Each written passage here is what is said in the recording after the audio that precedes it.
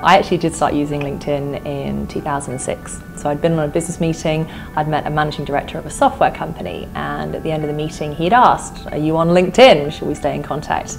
And at the time I'd never heard of LinkedIn before, but no sooner had I got back to my office desk, he'd emailed me the link. And so I clicked on the email link and I signed up there and then, and that was the start of my love affair with LinkedIn. So we're living in what is a very digital world at the moment, where people are quite used to sharing content about themselves online. And there are some social networks and some social platforms where it lends itself to sharing content about, the fun side of yourself, or perhaps the more social aspect of your life, shall we say. But for me, I quite like having a retained area where I can keep some level of separation between my social life and my professional life. And LinkedIn allows me the opportunity to do that. And for me, that's really important.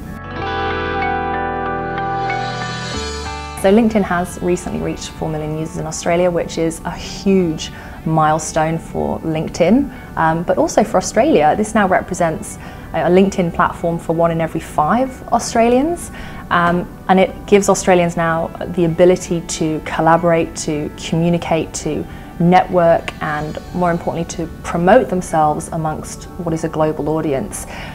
LinkedIn has created huge business opportunity for Australians, I believe, both locally, something that I've experienced myself, but also globally. And as more and more profiles are activated, you become part of this wider business community. Probably the most recent and important example that I can give you is in applying for the role with Adobe.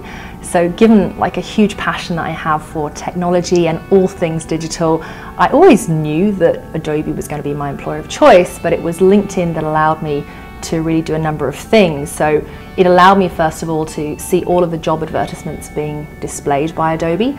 I could then connect with the job posters that were posting the advertisements for Adobe. And then prior to interviews, I was able then to conduct research on the people that I would be meeting with in advance, which gave me the ability to open up a conversation that was probably a little bit more meaningful and a bit more personal based on the information that I'd read. At the end of those meetings, I was able to reconnect with those decision makers on my LinkedIn profile and maintain some level of dialogue and share content which I felt would be relevant to them. And I'm pretty sure that all of those things combined certainly gave me an advantage in getting the role at Adobe, and I'm sure they went a long way in helping me secure a career here, which I'm pretty grateful for.